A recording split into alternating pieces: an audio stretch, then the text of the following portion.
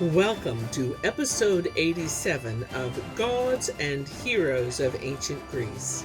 My name is MyLinda Butterworth, and today we continue with the tales of Troy and the story of Poseidon Strengthens the Acheans.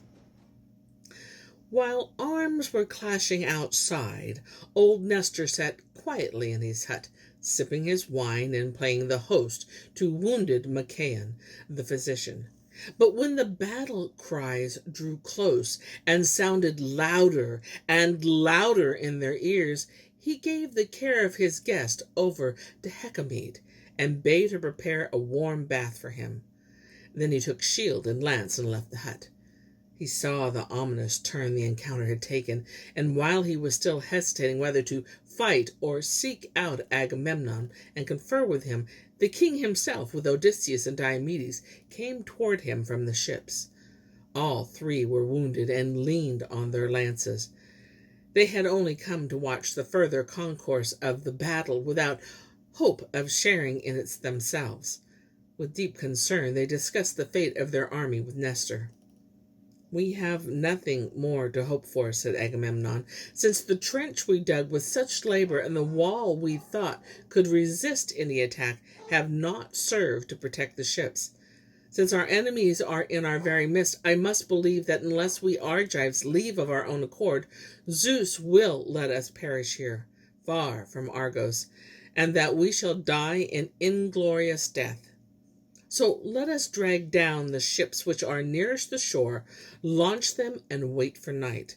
Then, if the people of Troy turn back to their city, we can return and push the rest of the ships down to the water and escape all danger when protecting darkness falls." Odysseus listened to this proposal with a scowl. "Son of Atreus," he answered, "you should be at the head of warriors less valiant than ours. At the peak of battle, you bid us launch the ships?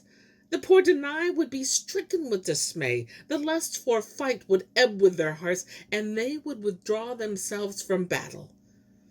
"Far be it from me," said Agamemnon, "to do this against the will of the Argives and without hearing what they have to say, and I shall gladly withdraw my proposal if anyone knows a better way out of this." "The best way of all," cried the son of Tydeus, "is to return to battle at once, and though we are wounded and cannot fight ourselves, stir the hearts of those who can, as true leaders should." Poseidon, protector of the Argives, who had been listening to the heroes, heard these words with approval. In the shape of an old warrior, he came up to them, clasped Agamemnon's right hand, and said, "Shame to Achilles, who is rejoicing in the flight of the Argive. But take courage. The gods do not hate you, and soon you will see the dust swirl under the heels of fleeing Trojans." So said the god, and stormed from them straight to the field. As he ran, he shouted his battle cry to the Argive host so loudly that it sounded like the voices of 10,000 mortals, and the heart of every hero grew staunch and daring. When Hera, surveying the struggle from the heights of Olympus, saw Poseidon, her brother, take a hand in the fight in favor of her friends, she too could no longer bear to watch inactively. In the depths of her soul, she burned with resentment for Zeus, sitting hostile on the peak of Ida, and pondered how she might trick him and divert his thoughts from the battle. At last, she devised a scheme. She hastened to a hidden chamber which her son Hephaestus had built for her in the palace of the immortals. He had fitted the doors with bolts no other gods could open. Hera entered this chamber and locked herself in. Then she bathed and anointed her lovely body with perfumed oils, smoothed her shining locks, put on a rich and delicate robe which Athene had made for her, and fastened it over her breast with a brooch of gold. About it she wound her shimmering girdle, clasped in her ears a pair of precious earrings set with jewels, cast a soft sheer veil about her, and bound slender sandals to her shining feet. Radiantly beautiful, she left her chamber and visited Aphrodite, the goddess of love. "Do not bear me a grudge, my sweet," she said caressingly, "just because I am helping the Argives and you the Trojans, and do not deny me what I beg of you with all my heart. Lend me your magic girdle of love, which beguiles both men and gods, for I am bound for the utmost ends of the earth to see my foster parents, Oceanus and Tethys. They live in constant feud with each other, and I want to see whether I cannot reconcile them with gentle words, and for this I shall need your girdle." Aphrodite, who did not see through Hera's ruse, readily complied. "Very well," she said. "You are the wife of the king of gods. It would not be fitting to refuse your request." And with that, she loosed her embroidered girdle, wherein were seduction and enchantments. "Hide it in your bosom," she counseled, "and you will not return without having accomplished what you desire." And now the queen of gods went to far-off Thrace, and from there to Lemnos, the dwelling of Sleep, brother of Death, and implored him to lull to sleep the bright eyes of Zeus. But Sleep was afraid. Once before, at Hera's command, he had numbed the thought of the Thunderer. It was when Heracles was on his way home from ravaged Troy, and Hera, his enemy, wanted to drive him from his course and to the island of Kos. When Zeus awoke and saw that he had been tricked, he hurled the gods about in his palace, and would have destroyed Sleep, had he not fled into the arms of Night, who restrains both men and immortals. The god of Sleep reminded Hera of this, but she called him. "What are you thinking of?" she exclaimed. "You cannot really believe that Zeus' zeal in behalf of the Trojans is as great as his love for Heracles, his son. Be wise and obey my wish. If you do as I say, the youngest and loveliest of the Graces shall be your wife." The god of Sleep had her seal this promise with an oath on the Styx, and then gave his word to do as she asked. Hera left him and soared to Mount Ida in all her shimmering beauty. When Zeus beheld her, his heart was overcome with fervent love, and he instantly forgot the Trojan war. "How did you come here from Olympus?" he asked. "Where are your horses and chariot, my love?"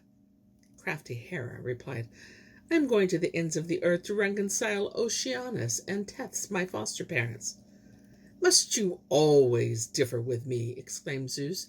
"You can take this journey any time. Stay with me, and let us delight in each other while we watch this battle of two great peoples." When Hera heard this, she was dismayed, for she saw that even her beauty and the magic girdle of Aphrodite could not make her husband forget the struggle on the plain below and his resentment for the Achaeans. But she concealed her alarm and twined her white arms around him. "I shall do as you say," she said docilely, but secretly she beckoned Sleep, who had followed her, invisible to all, and was standing behind the king of gods, awaiting her command. And Sleep silently weighed the lids of Zeus. The king of gods did not even answer, but laid his drowsy head in Hera's lap and was soon slumbering deeply. Now Hera quickly dispatched Sleep as her messenger to Poseidon, and had him tell her brother, "This is the time to carry out your purpose and give glory to the Argives, for thanks to my ruse, Zeus lies asleep on the summit of Ida." Swiftly, Poseidon stormed to the front and assumed the shape of an Argive hero, calling aloud, "Shall we give Hector such an easy victory? Shall we let him conquer our ships and win undefying fame? I knew he is relying on the anger of Achilles, but what a disgrace if we were vanquished just because the son of Peleus is not with us. Take your tallest shields, set on your heads your most flashing helmets, brandish your mightiest lances. Let us go, I myself in the lead. We shall see if Hector can stand against us." Obedient to the ringing, rousing voice, the warriors rallied. The wounded princes ordered the battalions and distributed the weapons, the best to the strongest, the less good to the weaker. Then all pressed forward. First went the Earthshaker, and in his right hand was a terrible sword that flashed like lightning. He cleared the way, for all dispersed before him, since no one dared face him in fight. And as he advanced, the sea rose, and the waves towered behind the ships of the Argives. But Hector did not allow this to intimidate him. As a forest fire roars through a valley winding behind mountains, he tore ahead, and the two hosts clashed in new encounter. First, Hector aimed at Ajax the Great, and his lance sped to its mark, but the shield and the sword straps which crossed over the breast protected the son of Telamon, and Hector, vexed by the loss of his weapon, drew back into the ranks of the Trojans. Ajax hurled an enormous stone after him, and he fell in the dust. Lance, shield, and helmet flew in all directions, and his bronze armor clanged. The Danai shouted with joy, loosed a hail of spears, and hoped to drag Hector away. But the foremost heroes among the Trojans came to his aid: Aeneas, Polydamas, noble Agenor, Sarpedon, and Lycia, and Glaucus, his command-in-arms. They held up their shields to fend the missiles from him, and lifted him and placed him in a chariot which took him safely back to the city. When the Achaeans saw Hector fleeing, they drove against the foe with increased force. Ajax was the center of great tumult, for his spear and his lance struck and smote on all sides. Even so, Argive heroes fell, and in their fall saddened their friends. Ajax avenged the death of Prothithnor, who Polydamas had slain, by killing Archelaus, son of Antenor. Promachus of Boeotia felled by Acamas. The brother of Archelaus was avenged by Peneleneus, who slew Ilinius.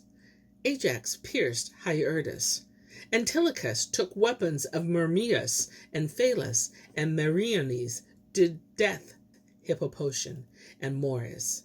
Teucer's arrow pierced Procyon and Pierophates.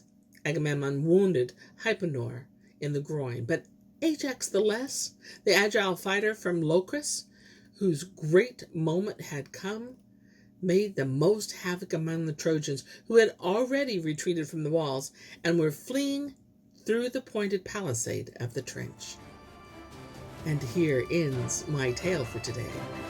But I'll be back with more tales, many more tales. Until then, my friends, enjoy the journey.